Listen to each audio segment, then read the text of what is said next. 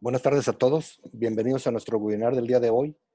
Vamos a continuar con la segunda parte de Edificios Sanos hacia la Nueva Normalidad, que lo va a presentar Alejandro Matamoros y más tarde nos va a acompañar Moisés Quintanilla. Alejandro, buenas tardes. ¿Cómo estás? Bienvenido. Gracias por acompañarnos.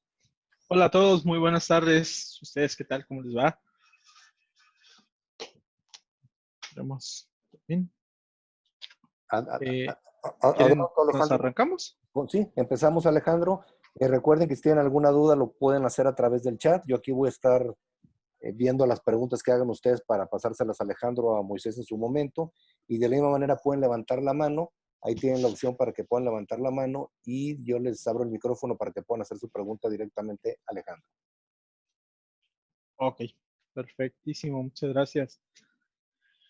Bueno, muchas gracias a todos por conectarse a esta segunda parte.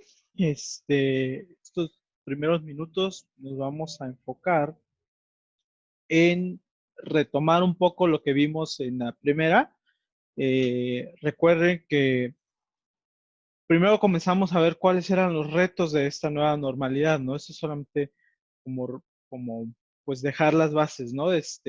Cuáles eran las preocupaciones que teníamos, sobre todo aquellos que manejan los edificios, que es la parte de recuperar la sensación de seguridad y bienestar dentro del edificio, cumplir con las nuevas normativas que se están generando precisamente para combatir la, pues esta nueva normalidad que tenemos en base al virus, ¿no? A la pandemia que se está generando. Eh, Otro reto bastante importante, algo que está dentro de nuestro control, estos dos pues son prácticamente factores externos a lo que nosotros podemos controlar. Sin embargo, lo otro pues está la capacidad de adaptación del edificio, o sea, qué integraciones podemos hacer para pues meter los productos o servicios que nos ayudan precisamente a esta nueva transformación. Y finalmente, pues la continuidad y la operación del edificio, ¿no? Eh, También como parte del recordatorio, vimos en la sesión pasada la causa o lo que nos está pasando ahorita de esta pandemia, precisamente la parte de algunas enfermedades, las cuales se van o se propagan a través del aire. Y veíamos en aquel resumen, pero en este resumen, que pues esta partícula afortunadamente necesita un medio de transmisión para poder comenzar a propagarse. Entonces, en este caso veíamos que el COVID específicamente, pues tenía que pegarse a una partícula de saliva, pues, a la hora que nosotros estornudábamos o algo, pues esta comenzaba a viajar, ¿no? Sin embargo, ahí el reto que teníamos era precisamente el tamaño de la partícula, que prácticamente era, o sea, podía pegarse a una partícula de aerosol, y pues eso es lo que está provocando que la transmisión del virus sea bastante efectiva. ¿Mm?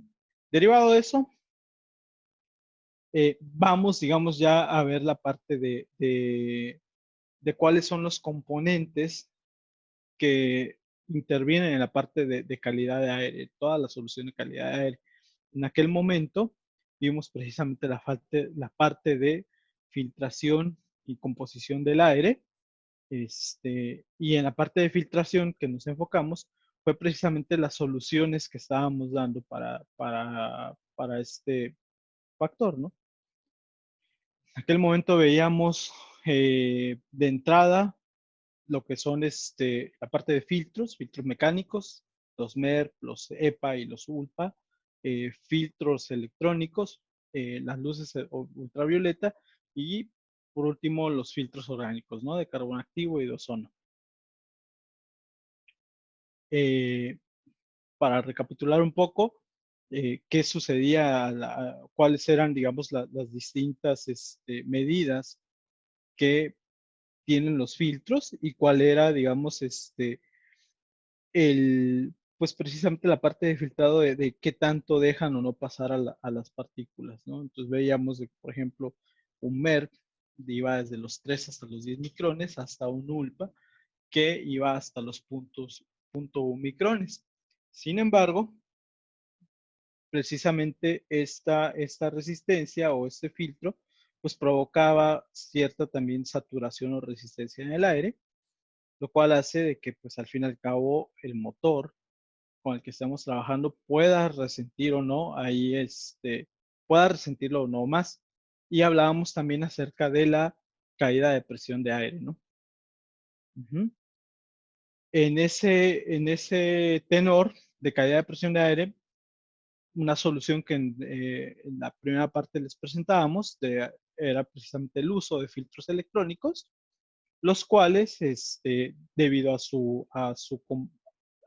cómo se usan, y a su funcionamiento, pues la caída de presión de aire en el uso de estos dispositivos, pues era menor. ¿Mm? ¿Hasta aquí tienen alguna duda o algo que recuerden o que se les haya pasado de la primera parte? Hasta Tien- ahorita no hay preguntas. Si gustas continuar, Alejandro. Ok, voy a seguir, ¿no? Adelante, Ujú, gracias. gracias. Ok, precisamente siguiendo en ese tema, qué tan eficientes serán la parte de los filtros electrónicos respecto al uso de los sistemas MER. Veíamos incluso la eficiencia de estos filtros al 98%. Ya estábamos hablando de poder ser o ser capaces de comenzar a filtrar este tamaño de partículas. ¿Mm? Ujú. Por un lado y por otro, pues también comenzábamos a ver, se comentaba, la caída de presión que se tiene por el uso de los sistemas de filtrado. Finalmente, como parte de, digamos, de la solución que estamos presentando, también vimos cuáles eran precisamente las normativas que están rigiendo o que están usando, o, digamos que nos dicen la parte del uso de los filtros, ¿no? Por ejemplo, en la norma mexicana, veíamos que el gobierno de México nos dice que se recomienda usar los filtros MER 13 superiores a ellos, o bien filtros EPA donde no se pudiese adaptar algo de estos, ¿no? ¿Mm? Otras opciones de la parte de filtrado, ya nuestra solución como tal, que era precisamente el uso de filtros que van dentro de los ductos, pero que se acoplan a los ductos, sus características, que son filtros de tres etapas, que tiene precisamente la parte de su prefiltro, su ionizador y colector, lo estamos viendo, y también el uso de filtros que se pueden adaptar a la parte de montajes en plafones. ¿No? De igual forma, con sus tres etapas y precisamente con distintas capacidades, ¿no? Que van desde los 485 CFM hasta los 1000 CFM. Otra opción que vimos, precisamente como parte de aplicación, esto digamos es para aplicaciones en donde podemos hacer o el edificio nos permite tener estas adaptaciones como tal, pero aquellas aplicaciones en donde no podamos meter un filtro de este tipo o no exista la parte de ventilación adecuada, pues la norma mexicana nos permitía el uso de los filtros EPA y tenemos esta opción, ¿no? Nada nos puede ayudar. Dentro de las opciones de filtrado o para ir complementando la parte de filtrado, también, o sea, digamos, una tiene que ir con la otra. El filtro, pues no solamente nos ayuda a la parte de la captación como tal de la partícula. Sin embargo, otro componente bastante importante que nos ayuda en esta ecuación para poder matar al virus es la parte de las luces UV. Aquí incluso estas soluciones de luces UV platicábamos en la reunión pasada, que realmente no es una solución totalmente nueva, sino que es algo que ya ha estado por mucho tiempo en el mercado, ¿no?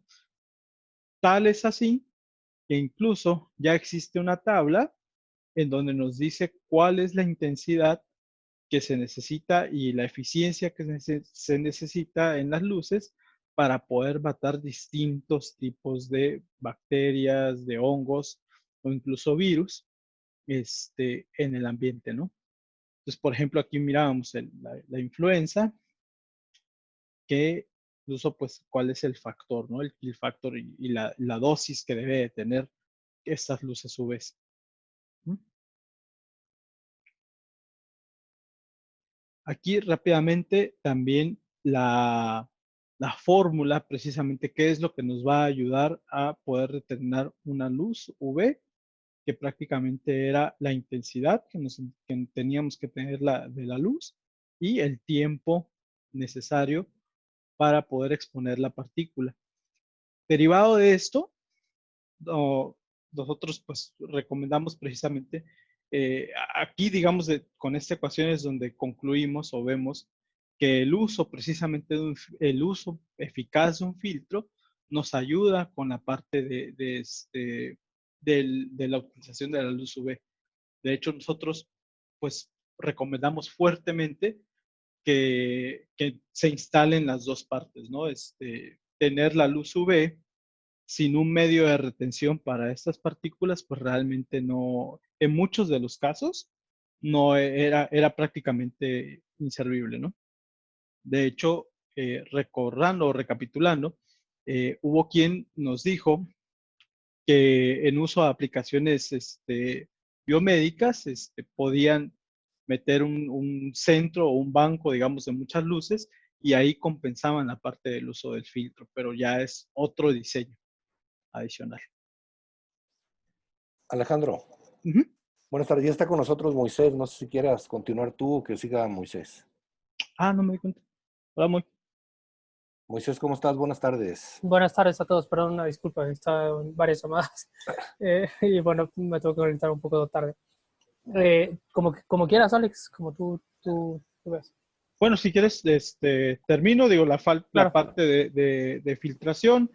Digo, es recapitular finalmente en qué estábamos, ¿no? Las normas, en base a la documentación que tenemos, vemos que incluso o ya se estaban comenzando a hacer algunas pruebas precisamente de qué era lo necesario para poder matar a esta partícula y vemos que bien en cuanto al SARS-CoV-2 o la partícula que nos está azotando en esta pandemia, todavía no hay algo.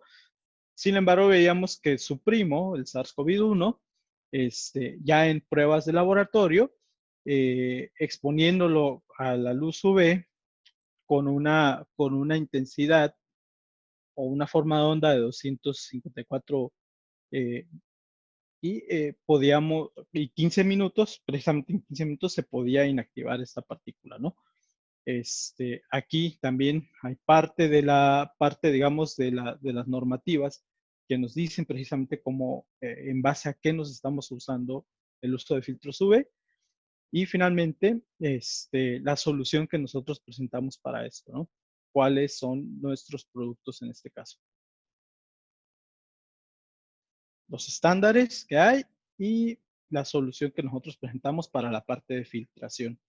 Ahora sí, Moy, ¿quieres tú retomarlo? Ya lo que sigue es precisamente la parte, ahora sí continuando sí, con el resto, ya es la composición, ¿no? correcto. Sí, muchas gracias, Alex. Bueno, en la parte de composición, otro bloque más de la calidad del aire que habíamos platicado. Tenemos que entender que el aire, pues ya conocemos de qué elementos se compone, de qué gases está compuesto y en qué proporción se compone. Cualquier otro, digamos, cualquier otra desviación de estos componentes, ya sea de argón, nitrógeno, oxígeno, de los diversos gases que estamos viendo en la tabla en sus proporciones, se conoce como partícula contaminante. La que sigue, por favor, Alex. Esa partícula contaminante se mide en ciertas unidades, dependiendo de la partícula que estoy teniendo. Tenemos lo que es el dióxido de carbono, como ustedes lo conocen, que es partículas por millón, en el aire se mide. El monóxido de carbono igual, en partículas por millón. Y los demás que son realmente gases o, digamos, pues sí, digamos que son gases y son aparte partículas muy pequeñas suspendidas en el aire, como es el PM2.5, que son 2.5 micrones. PM10, pues es lo que conocemos nosotros como polen o moho, que es lo que tenemos en ese rango de 10 micrones. Se miden micras de gramo por metro cúbico de aire, ¿no? Pues cualquier desviación de esa composición natural se conoce como un contaminante. tenemos varios, como es el dióxido de carbono, como el monóxido, el PM2.5, que se deriva de mucha contaminación. De hecho, el subsecretario López-Gatell hace semanas atrás hizo ese comentario, ¿no? de la parte de 2.5 partículas por millón y su correlación con la contaminación del aire debido a los automóviles y a otro tipo de contaminantes. Lo que es el TVOC, que es Total Volatile Organic Compounds, que son compuestos orgánicos volátiles totales, que se derivan de los plásticos sobre todo, pero también de las pinturas, ¿no? Que mucho de esto lo ocupamos mucho en los cascarones de los edificios, entonces también tiene una influencia directamente en la calidad del aire de un edificio, en un espacio cerrado. Y es debido obviamente a pues, los químicos que utilizamos para sellar las puertas, para sellar la pintura, para los mismos cables de luz, emiten este tipo de TVOC. Y bueno, de ahí se derivan otro tipo de componentes, porque el de abajo es el O3, es el ozono, el cual es bastante peligroso para el ser humano. Entonces hay que tener en cuenta que existen estos contaminantes, ¿no? Y estos contaminantes, al no ser una parte de la composición natural orgánica del aire, pues hay que también censarlos y tener en mente cuántas de estas partículas hay en un espacio, ¿no? Y es lo que va a terminar también dándonos qué tan buena calidad de aire tengo o no en ese espacio. Laxio, por favor. Pues hablando específicamente de lo que nosotros estamos manejando, vamos a sacar en estos meses ya los sensores de PM2.5, PM10, TVOC. El de dióxido de carbono da la casualidad que, pues, como todos sabemos, entre mayor personas hay en un espacio, mayor CO2 van a generar. Su correlación al ámbito actual en México es debido digamos, a que no debe haber conglomeraciones de las personas, ¿no? Aquí sigue Alex, por favor. También hay una correlación entre la productividad y la salud, hablando específicamente del dióxido de carbono a ciertos niveles, ya rebasando los 1000 niveles, que es, digamos, la línea amarilla de la gráfica, ya empezamos a tener algunos problemas reales de salud o de productividad, por ejemplo, porque sabemos que el dióxido de carbono, al tener tantas concentraciones en un espacio, la gente se vuelve, le decimos improductiva, pero realmente lo que está pasando es que tu cerebro no se oxigena de la forma adecuada, a lo cual tienes un rendimiento bajo de operación, ¿no? Hablando del ser humano. Por favor, Alex. Y si bien no hay una correlación entre lineal, o sea, no hay una correlación lineal entre la cantidad de dióxido de carbono y cantidad de personas en un espacio. O sea, por ejemplo, no puedo decir que dependiendo de la cantidad de partículas por millón, puedo determinar cuántas personas exactamente hay en un espacio. Lo que sí existe es que en esta correlación establecen lineamientos y parámetros que ya conocíamos antes incluso de la pandemia, de cuántas partículas por millón de dióxido de carbono deben existir en un espacio determinado, dependiendo de el área de ese espacio, el volumen de ese espacio y la cantidad de personas que habitan ese espacio. Y eso lo determina la RAE a través de sus estándares 62.1-2019, es el más nuevo, determina cuánto es el volumen de aire de aire exterior, así como los niveles de dióxido de carbono que deben existir por uso del espacio. Este estándar lo que me establece es el límite superior máximo dependiendo de la cantidad de personas que habitan un espacio y del uso de ese espacio que yo debo respetar. Como están viendo ahí en los análisis o digamos en la tabla de las normas, todos los estándares hablan de un rango entre máximo 1000 partículas por millón o entre 600 y 700.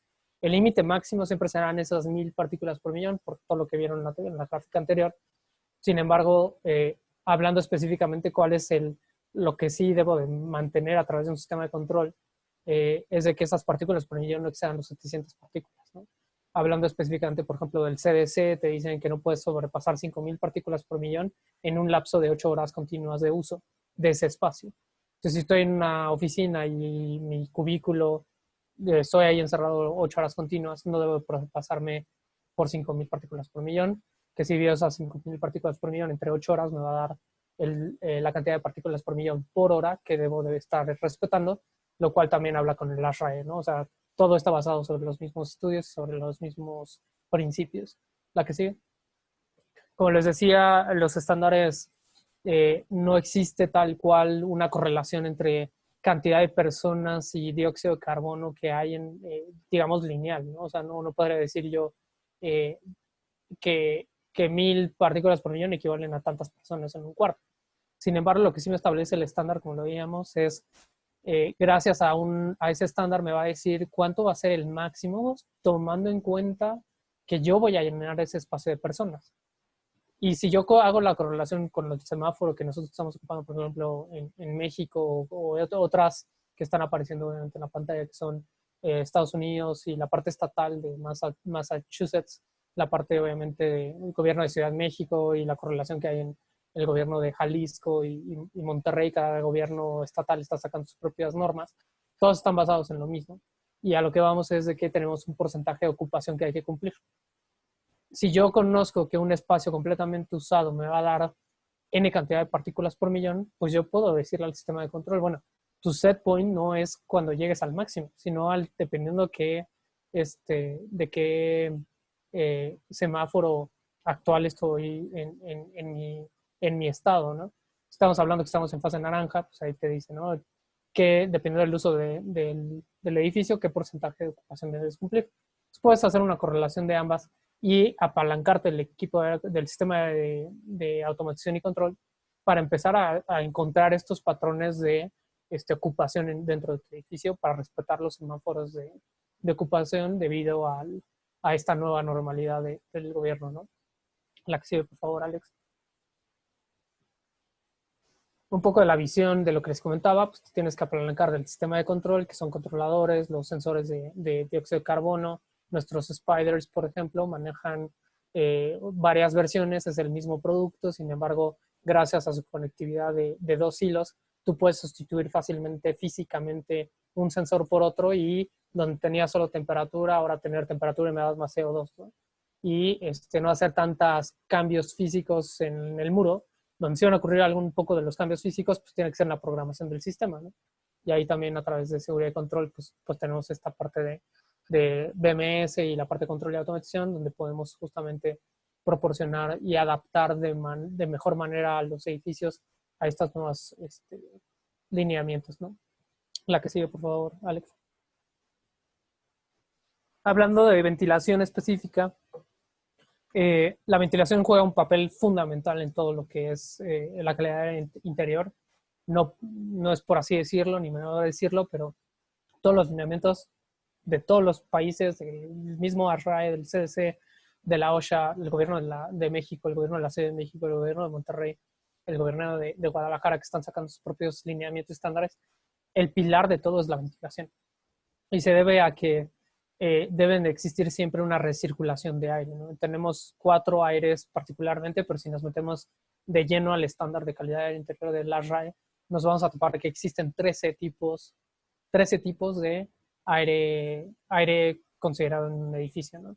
Y los podemos agrupar en 4 realmente, que es el aire de inyección, el aire que yo suministro en una zona, el aire de retorno, aire que yo tomo de la zona para tratarlo o para sacarlo del edificio o de la zona, el aire exterior, que es el que tomo como aire nuevo, que no está viciado, no está usado, y lo meto al edificio, y lo que es el aire extracción, que es ese aire que yo estoy removiendo del espacio y lo voy a liberar afuera del mismo establecimiento del edificio. La que sigue, por favor, Alex. Aquí es un ejemplo gráfico de lo que le estoy diciendo, de que es aire exterior, que es aire de extracción, que es aire de inyección, que es aire de retorno. Es muy gráfico, ahí se nota muy bien qué es cada cosa, y debe existir una correlación, ¿no? un balance entre qué tanto aire de la zona vuelvo a meter a la misma zona, qué tanto aire nuevo meto a la zona para que no esté viciado y no siempre esté recirculándose ese aire, y qué tanto de ese aire que estaba en esa zona saco de la zona y lo libero al exterior, ¿no? La que sigue, por favor, Alex. Tomando en cuenta que el aire exterior es el que juega el papel fundamental de la renovación del aire, es el aire que voy a dejar meter como nuevo y que me va a permitir justamente a que ese aire no esté viciado, o sea, que no esté contaminado constantemente cada vez que lo hago pasar en un sistema acondicionado. El estándar 62.1 2019 establece la cantidad de CFM de aire exterior que yo debo de cubrir por persona, por área y por uso de esa área dependiendo si es un facility de hotelería, qué área en ese hotel es, si es una oficina, qué área de la oficina es, si es un lobby de oficina, en fin. Hay toda una tabla, como bien viene en la imagen, hay una tabla que es la tabla 6 del estándar de 2019-62.1, que establece justamente la cantidad de flujo por persona que debe de haber para poder determinar que ese espacio es respirable, ¿no?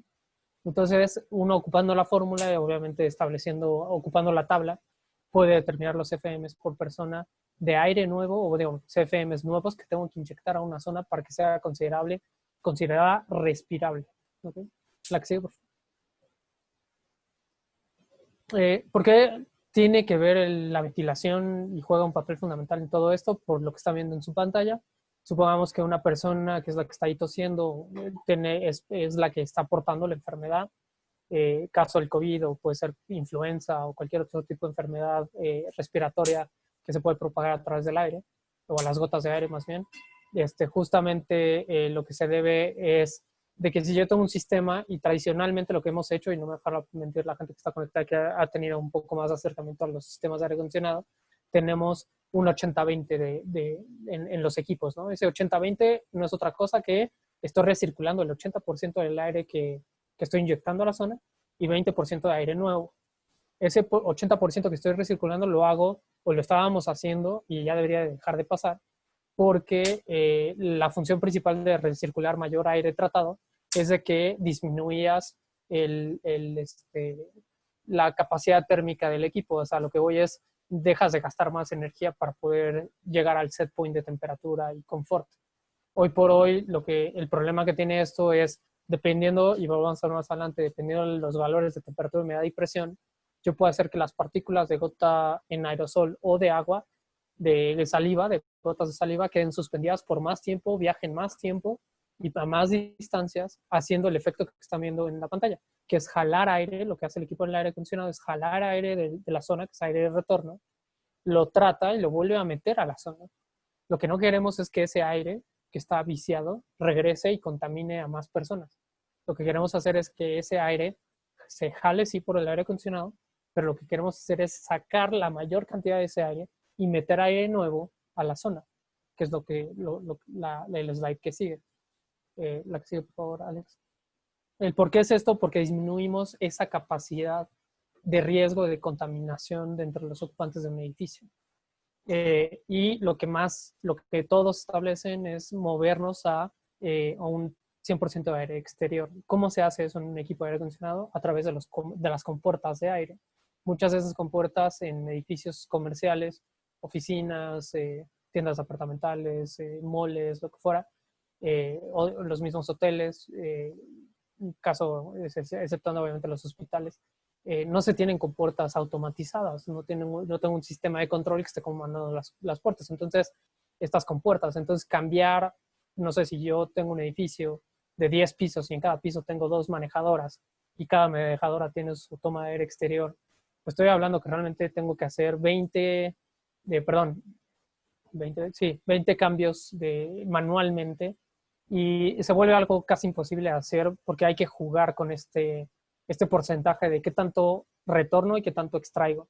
¿Para qué? Para mantener, no dañar, más que dañar el equipo, no entrar en un efecto adverso de consumo de energía. Se puede tener un balance en ambas partes, ¿no?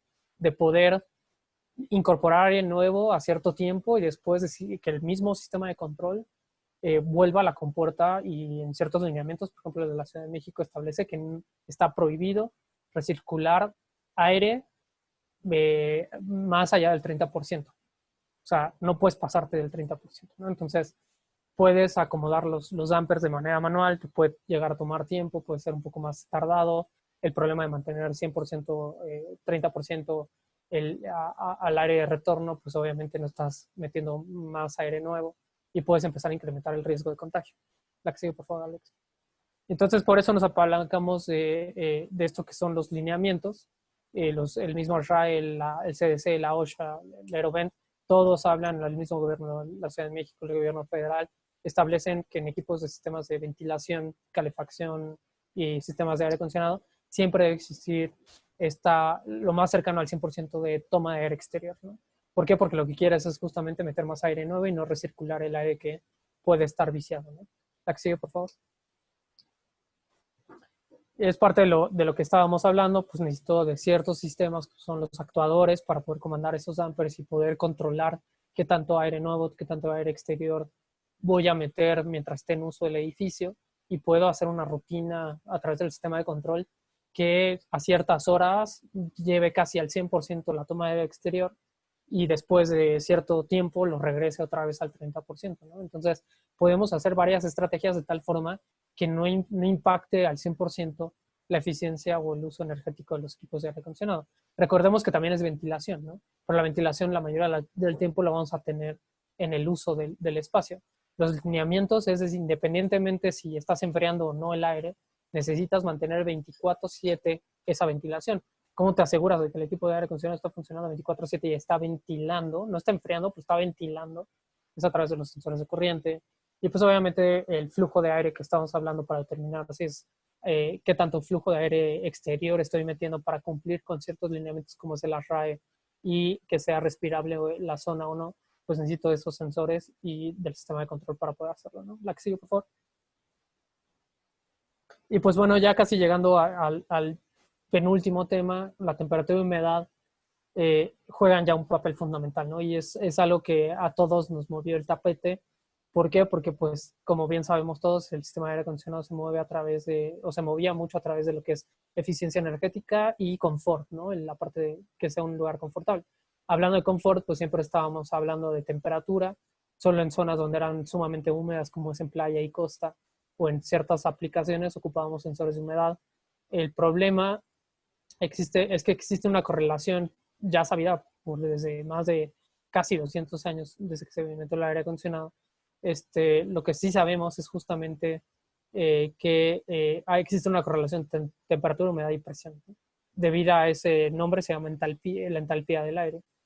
Lo que sabemos gracias a entalpía es de que la correlación de la temperatura de bulbo seco y húmedo a través de la saturación de agua, o sea, quiere decir qué tan saturado, cuando uno dice que un aire está 100% saturado, 80% saturado, lo que realmente estamos diciendo es qué tanta capacidad de agua ya tiene ese aire en su propiedad de aire albergado, ¿no? Entonces, lo que quiero decir con esto es que existe una correlación entre qué tan seco es ese aire y qué tanta posibilidad que ese aire seco tenga capacidad de albergar más agua, ¿no?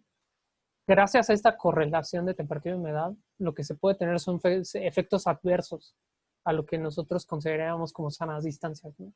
Como lo están viendo en la imagen, donde están las dos personas y con las gotas de color azul y rojo. La sana distancia, nosotros sabemos que se debe a que gracias a que esas gotas de 0.3 micrones o una micra tengan la capacidad de viajar y caer al suelo. Pero eso solo se va a cumplir si cumplo también con ciertos parámetros de temperatura y humedad del aire. ¿A qué voy con esto? Que entre más seco es el aire, podemos tener un efecto adverso. Todos sabemos que el aire seco yo lo puedo humidificar muy fácilmente, ¿no? Y si hablamos que mi boca es un humidificador porque está completamente, cada vez que hablo, cada vez que toso, río o canto, silbo, puedo empezar a sacar gotas de mi boca. Eso es humedad, ¿no? Está representada en gotas de saliva, en aerosoles. Y entonces un aire sumamente seco va a empezar a tener un efecto completamente adverso a lo que es la sana distancia, donde empieza ahora a que esas gotas no caigan al suelo, sino que viajen más distancia y caigan al suelo, o peor tantito, que las gotas y los aerosoles queden suspendidas en el aire. Entonces, si sabemos que entre más seco es el aire y yo alimento de mi boca ese aire con humedad, pues es altamente propicio de que ocurra lo que están viendo con las gotas de color rojo, que mis gotas de saliva se queden suspendidas en ese aire. ¿Cuál es el gran problema? Que los edificios no estaban diseñados para tener sensores de humedad. Entonces, hoy desconocemos muchas aplicaciones tradicionales en Jalisco, en Ciudad de México, en Monterrey. ¿Por qué? Porque los edificios no estaban pensados para tener sensores de humedad. ¿Por qué? Porque no era un asunto más que de confort, ¿no? Hoy necesitamos saber qué tan seco es ese aire, porque no nada más necesito saber eso, sino que los lineamientos propios del gobierno de México y los gobiernos estatales están estableciendo los porcentajes de humedad relativa que deben de existir en los espacios. Lo que están viendo también en la tabla de abajo es un estudio, sí, del SARS-CoV-2, donde también el gobierno de México y todos los demás gobiernos se basaron para hacer los lineamientos y publicarlos y establecer a qué temperaturas y humedades se tiene que tener los espacios en los edificios. Se hicieron varias pruebas en laboratorio con el SARS-CoV-2, de los cuales se obtuvo esta correlación, ¿no? De qué pasa si someto al virus a un aire muy húmedo, qué pasa si lo someto a un aire muy frío, qué pasa si lo someto a un aire poco húmedo, ¿no? Y entonces fueron ellos encontrando esta correlación de los resultados de ese estudio. Y avalado también, la que sigue por favor, Alex, por el ASHRAE, por muchos años atrás, lo que es el estándar 62.1, hay una persona que es el miembro, es una persona que le decimos miembro honorario del ASHRAE, porque ella hace muchos estudios de correlación del aire y las infecciones y la calidad del aire interior. Se llama la doctora Stephanie Taylor, es una doctora, tiene toda una maestría y es es bióloga molecular y ella se fue metiendo por parte de su carrera profesional, se fue metiendo justamente en esa correlación del aire acondicionado y su correlación con ciertas enfermedades o patógenos debidas a la transmisión de esas enfermedades a través del ella encontró en muchos estudios, y el más reciente de ellos, y del cual el mismo ASHRAE se avala, es que ella encontró que existe una correlación entre más seco es el aire, que es por debajo del 40% de humedad relativa, y por encima del 60% de humedad relativa, lo que ella encontró es de que existe un alto índice de propagación de ciertas enfermedades, tanto respiratorias como otro tipo de enfermedades o enfermedades debidas a otro tipo de circunstancias que pueden ser gastrointestinales, urinarias, en fin, ¿no? Entonces ella fue encontrando qué relación tenía ciertas enfermedades, ¿no? Como vemos ahí, la parte respiratoria tiene un gran efecto, ¿no?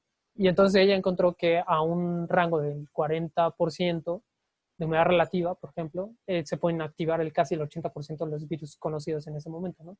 Eso fue 2019.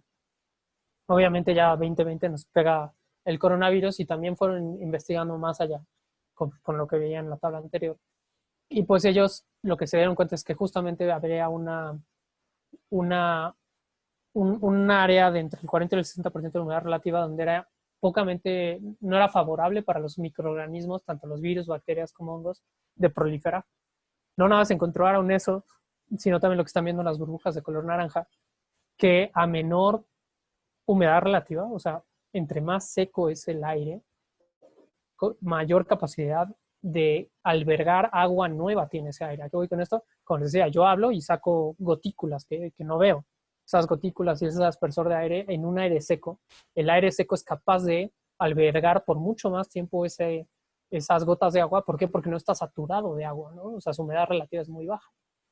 Entonces, el efecto contrario que tiene todo esto es la distancia también la distancia que pueden llegar a viajar estas partículas dependiendo de su tamaño. Entre más pequeña es la partícula, mayor distancia puede viajar y mayor tiempo de suspensión puede quedar esa gota en el aire, ¿no?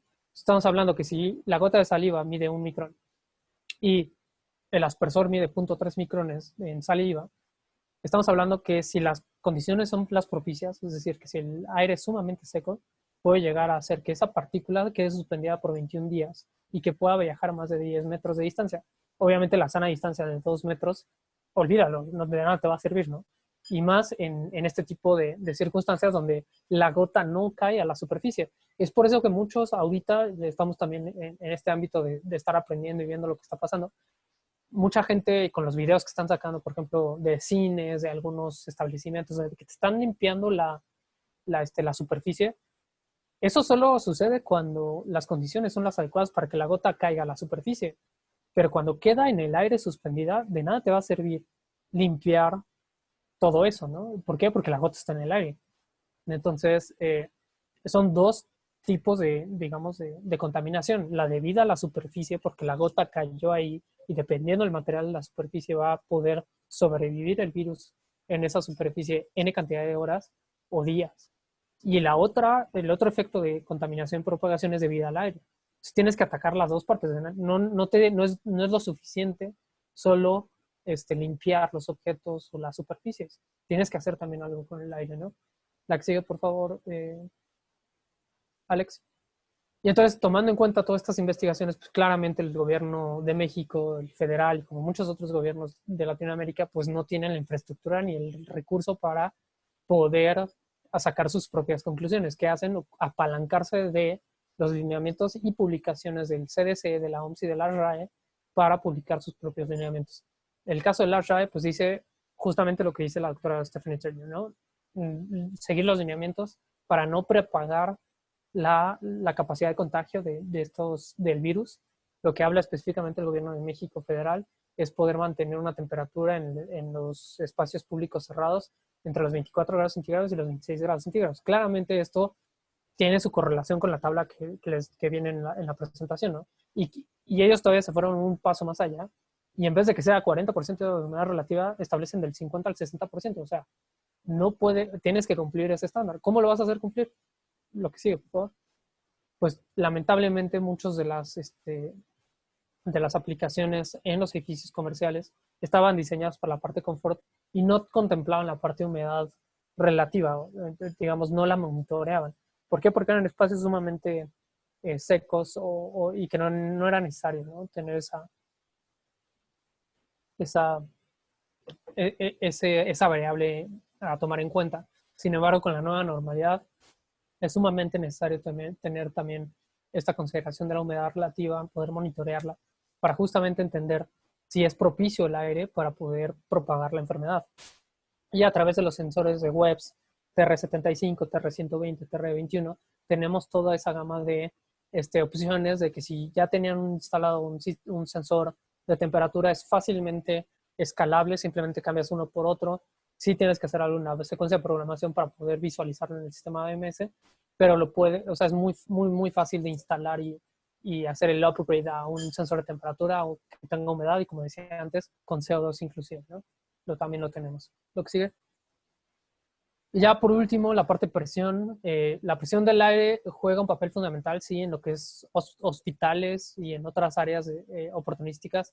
Digamos que hoy viene a cambiar justamente la nueva normalidad en los edificios comerciales, el uso de la presión, ¿no? Sabemos que un equipo de aire que inyecta presión va a generar presión positiva en ese espacio. Estoy incrementando la presión del aire en ese espacio. ¿Por qué? Porque sabemos como el fluido, como el agua, que empuja contra todas las paredes del espacio, ¿no? Aquí obviamente el aire no lo llegó a ver. En un recipiente, pues el agua alberga el contenedor en el cual está el agua, y en el aire pues ocurre exactamente lo mismo, solo que no la llegamos a ver, y genera presión contra las paredes del espacio, que sería como el recipiente en el agua. Entre más aire yo meto, pues mayor presión ejercerá ese aire contra las paredes del espacio. A eso se le conoce como presión positiva. Y presión negativa es cuando yo saco aire de ese espacio y empiezo a sacar más aire de lo que debería, ¿no? Entonces, al final de cuentas, lo que hago es jalar aire y empezar a que se caiga la presión en el cuarto. Y después tenemos el balanceo del aire, ¿no? Que esto muchos de ustedes seguramente lo han escuchado por los que han manejado cajas BAB y todo el sistema de aire acondicionado, que debe estar balanceado. Está buscando justamente que no hayan presiones positivas, presiones negativas o flujos máximos y mínimos que no deberían de haber en ciertas zonas. La que sigue, por favor.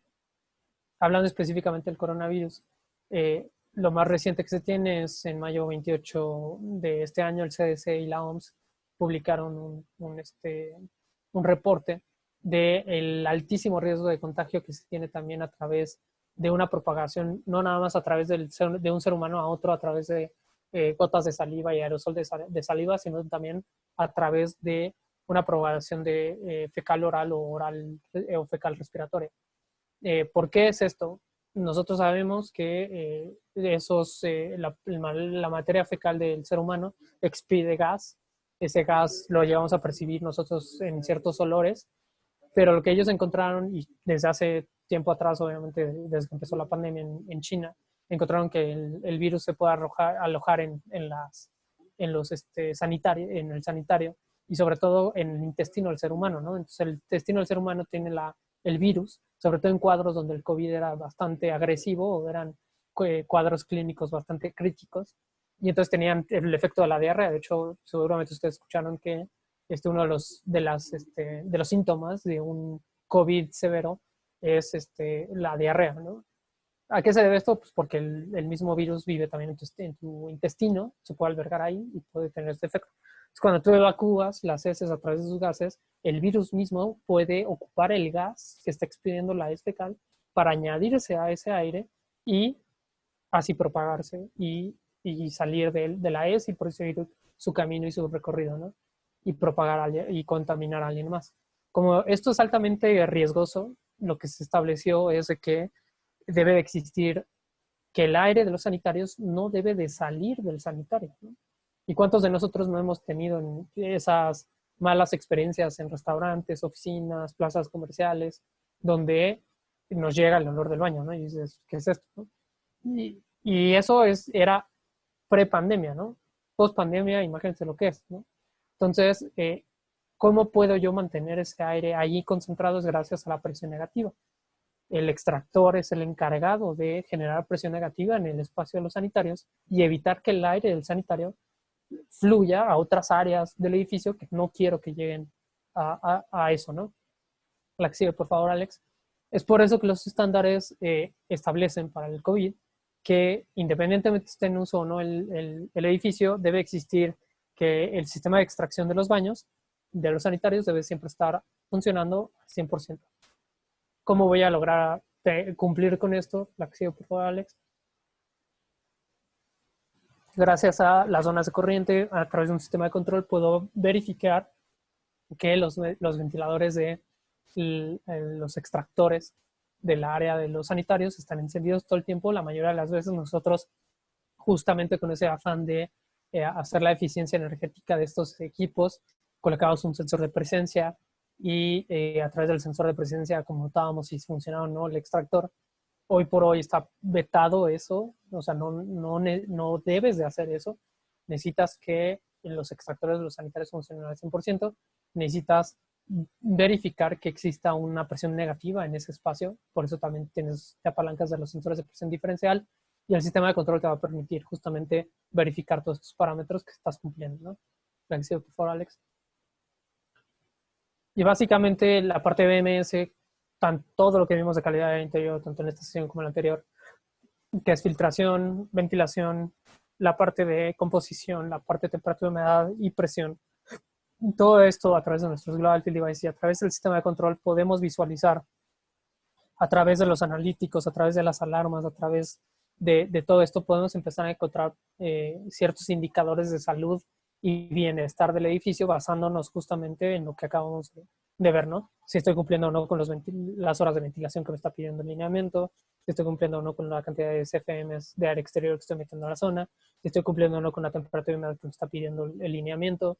¿Para qué? Para decirle, la que sigue por favor, Alex, para que gracias a que podamos, digamos, migrar la tecnología de Honeywell y las normas, poder dar indicadores del edificio, tanto de salud del edificio y del aire y calidad del aire interior del edificio, tanto al ocupante como al facility manager o dueño del edificio, ¿no? Que sepan qué tan saludable en cuanto a aire y en cuanto a los, qué tantos lineamientos yo estoy cumpliendo y en qué porcentaje lo estoy haciendo para dar justamente este indicador de salud del edificio, ¿no? Que le decimos edificios saludables con igual.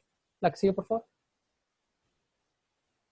Entonces, recordemos al inicio de la primera parte el reto más importante que se tiene y que todas las verticales de todas las industrias en cuanto a edificios se trata es justamente recuperar la sensación y bienestar del ocupante. El caso particular de México es de los pocos países latinoamericanos que ha reabierto y nunca tuvo un encierro forzoso, por así decirlo. Pues ya hemos estado viendo seguramente todos nosotros fotos en Facebook, en otras redes sociales, incluso en las mismas noticias donde pues reabrieron plazas comerciales, no se cumplió la sana distancia y todo, ¿no? Todo esto sabemos que va a tener un efecto adverso, ¿no? Lamentablemente la situación cultural de Latinoamérica, México, pues siempre todos esos estándares pues han existido y nunca los hemos usado, ¿no? Y también, pues, es parte cultural, de shock cultural entre ciertas partes del mundo, ¿no? México no es la excepción y lo estamos viendo en la actualidad, ¿no? Abrieron plazas comerciales y todo el mundo haciendo fila, queriendo comprar su ropa, en fin, ¿no? Entonces, sabemos que va a haber una algo contradictorio contra todo lo que va a pasar. Y lo que sí sabemos es que van a empezar a hacer los rebrotes, ¿no? Y cuando eso ocurra, nos va a empezar a ocurrir lo que ya han pasado en otros lugares donde sí tenía el ocupante, pues esa corresponsabilidad de, ¿sabes qué? Sí voy a respetar mi sana distancia, ¿sabes qué? Sí solo voy a ir a lo esencial, no voy a salir a tantas cosas, a exponerme. ¿Y a qué se debe todo esto? Que efectivamente va a haber un punto en el mercado latinoamericano, México yo creo que será el primer país que lo va a sufrir, que derivado a esa mala cultura de haber roto con todos los parámetros de salud, de sana distancia, todo lo que nos estaban diciendo, en estos días y semanas que se ha reabierto la economía, pues vamos a ver un rebrote y no tardará que cuando ocurra esto nos van a volver a encerrar y que cuando eso ocurra por fin el ocupante le caiga en conciencia de que exponerse en un edificio no va a ser tan fácil, ¿no? Como ocurrió en Europa, como está ocurriendo en Estados Unidos también, que es ese miedo de entrar a un edificio, ¿no? Yo personalmente los puedo decir, yo no piso la oficina de Honeywell en la Ciudad de México hasta que no me digan qué han hecho en el sistema de aire acondicionado. Yo no la voy a pisar, se los digo, se los doy muy honesto. No va a pasar esa oficina.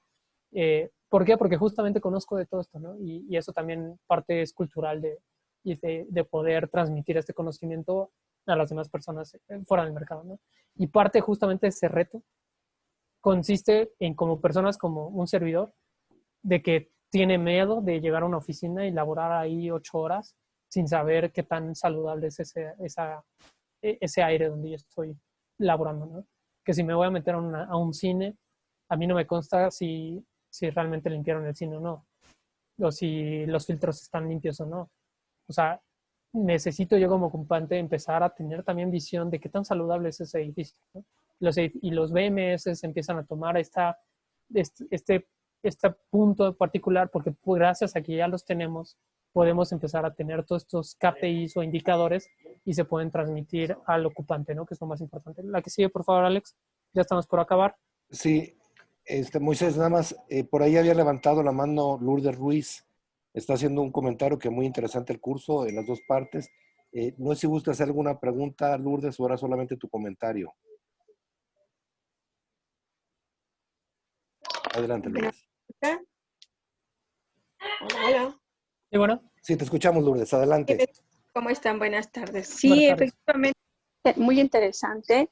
Sobre todo que, pues bueno, en nuestro país no están diseñados o preparados los edificios para todo esto que ustedes nos están mostrando ahora, que son beneficios para que podamos tener tanto controles como mecanismos para poder llevar esto a esta nueva modalidad.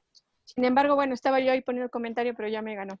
Yo lo que quería preguntar es que en base a esta experiencia que ustedes tienen y a las soluciones que brindan, hay un factor que es muy importante al que yo me he enfrentado. Los edificios, bueno, en general, más bien, además de no estar tal vez acondicionados para implementar todo esto, ahorita es la falta de recursos.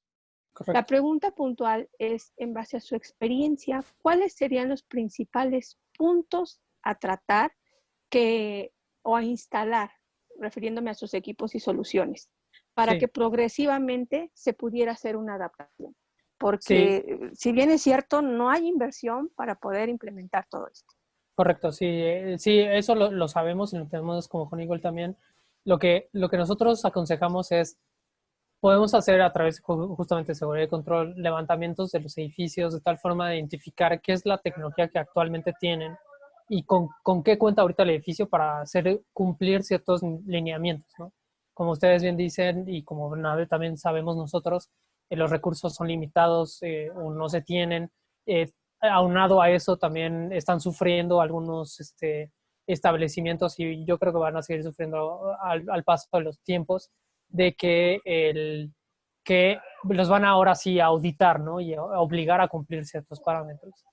Hablando específicamente de eso, si yo pudiera dar un consejo, lo primero que les diría es hacer el levantamiento de los edificios, ver qué es lo que hay instalado y justamente con estos lineamientos y lo que hemos estado aquí poniendo, ver la manera justamente con lo que ya se tiene, empezar a cumplir con esos lineamientos, ¿no? O sea, si tú ya tienes un sensor de temperatura y el lineamiento te está diciendo que te tienes que mantener entre 25 y 26 grados centígrados, pues ya lo único que tienes que hacer, si ya tienes un sistema de control, es mover el set point de tal forma que no baje de ese rango, ¿no? O que no incremente ese rango de temperatura. Si en el caso, por ejemplo, de los filtros, ¿no? La parte de filtración mecánica. Tengo equipos que sí, efectivamente no son filtrados MERV 1316 o que no tienen la capacidad de filtrar partículas pequeñas, pero tengo filtros, ¿no? Y hay todo un estándar en ASHRAE que te dice que tienes que mantener la vigilancia sobre esos filtros, si están sucios o no. Un switch de presión diferencial es bastante económico para poder colocarlo. Y si tienes ya un sistema de control que ya lo está haciendo, y lo único que tienes que hacer es justamente apalancarte de las normas y empezar a traducir esos lineamientos y verificar, ¿no? Y, por ejemplo, para darte un ejemplo claro, si tu edificio tiene 10 manejadoras y cada manejadora tiene un filtro, tienes 10 filtros en todo el edificio. Supongamos que soy un ocupante que va a entrar a ese edificio. Si tú en ese momento tu sistema de control me puede decir a mí como ocupante, ¿sabías que en este preciso momento mi estado de filtración es de tanto porcentaje? Eso a mí como ocupante me da otro gran beneficio, ¿no? De decir, mira, los filtros del sistema de aire acondicionado están limpios, ¿no? Y también a lo que voy es, podemos justamente jugar con lo que ya hay. No es necesariamente cambiar todo. Si yo quisiera apostar por algo, que alguien tuviera un presupuesto, yo lo haría primero por la parte de ventilación, porque la parte de ventilación es el pilar de todos los lineamientos de todos lados del mundo y de todos los estándares. Necesitas actuadores que te ayuden a empezar a meter más aire nuevo y no dejar que el aire se recircule, y de esa manera puedes empezar también a reducir la capacidad de contagio de tu edificio, ¿no? Y eso también se puede hacer, digo, un actuador va a depender obviamente del torque, de si tienes el sistema de control o no, pero si alguien quiere invertir en algo, yo estaría entre si tengo ya sensores de humedad, te digo, de temperatura, y es fácil migrar ese sensor de temperatura a uno de humedad relativa, hagámoslo, ¿no? Porque al menos ya hay un lineamiento en el gobierno federal que te dice porcentajes de humedad relativa y temperaturas. Al menos ya le puedes dar check de que al menos ya sabes si estás cumpliendo, ¿no? En esos parámetros. Ya después habrá que hacer la adecuación del sistema de control para ver si necesitas humidificar o deshumidificar más, y entonces ahora sí reprogramar la secuencia de control del equipo de control. Pero primero no tienes ni idea si tienes la humedad relativa que estás buscando, ¿no? Yo creo que va por ahí, es qué es lo que ya tengo, con qué puedo jugar ahorita para empezarme ahora sí digamos, a medir qué tanta de estos lineamientos estoy cumpliendo, y ya posteriormente ahora sí tomar una decisión de inversión de qué tanto más necesito invertir para llegar a los lineamientos como los necesito tener, ¿no? Y la otra es, si a mí me dicen, para ti me dices cuál es lo más fundamental, lo hemos dicho todos, el mismo OMS, la misma Secretaría de Salud, en tu casa siempre te dicen, abre ventanas, puertas. ¿Por qué? Porque lo que quieren es ventilar la zona. Lo que quieren es que esas gotas que tú estás, mientras estás hablando, estás tosiendo, estás riendo, no se queden en el área, salgan de tu espacio y sigan su camino, y obviamente después de cierto tiempo el virus ya no va a poder propagarse, ¿no? ¿Por qué? Porque el virus en el aire no vive por sí solo, necesita las gotas de saliva para poder propagarse. Entonces, yo creo que si yo tuviera un banco de $100, por así decirlo, ¿a dónde yo pondría mi apuesta? En la ventilación, ¿no? Y bueno, ya para cerrar este tema, la última slide los quiero dejar con esto. Como bien sabemos todos nosotros, los sistemas de control, el sistema de automatización del sistema de aire acondicionado fue pensado para el confort. Posteriormente lo pensamos para la parte de eficiencia, que nos llevó muchos años llegar ahí, inclusive todavía el año pasado. Hoy por hoy la posición de la ASHRAE es muy clara. Se necesita tener por encima de todo la eficiencia del confort y de la inteligencia de un edificio en cuanto al sistema de aire acondicionado se refiere. Por encima de todo eso siempre debe estar la seguridad, bienestar y salud del ocupante dentro del edificio, y es la postura que más llama la atención de la RAE actual, porque, pues, como les decía con la parte de ventilación, ¿no? O sea, me están obligando a recircular máximo 30%, ¿no? Y por otro lado, los estándares internacionales me están diciendo que me acerca al 100% de aire exterior. Eso va a pegarle directamente a la eficiencia. ¿Por qué? Porque va a gastar más energía para poder enfriar el aire cuando esté en uso. Cuando ya el edificio no está en uso, lo que tengo que hacer es dejar ventilada la zona. O sea, no necesito enfriar, necesito que el ventilador siga haciendo su trabajo de quitar y sacar aire de la zona y sacarlo del edificio, ¿no? O sea, mantener constante ventilación en la zona. Claro que va a tener un impacto de eficiencia, pero no es lo mismo tener un equipo de aire acondicionado funcionando 100% en enfriamiento con 100% de aire exterior, ¿no? Cuando realmente habrá etapas donde tú puedes jugar con tu sistema de control y decir, bueno, si mi uso ahora del espacio de este edificio de oficinas es de 8 horas continuas, pues no sé, cada 2 horas, cada 4 horas voy a decirle al sistema de control que mueva todas las compuertas de aire de toma exterior al 100% y que durante 1 hora continua meta aire 100% de aire exterior y que ya después de esa hora regrese otra vez a los parámetros del 30%, 30-70%. Eso es algo más inteligente y es ahí donde tenemos que empezar a apalancarnos de los sistemas de control tanto existentes como lo que estamos provisionando en los nuevos edificios, ¿no? Y pues bueno, esto es todo.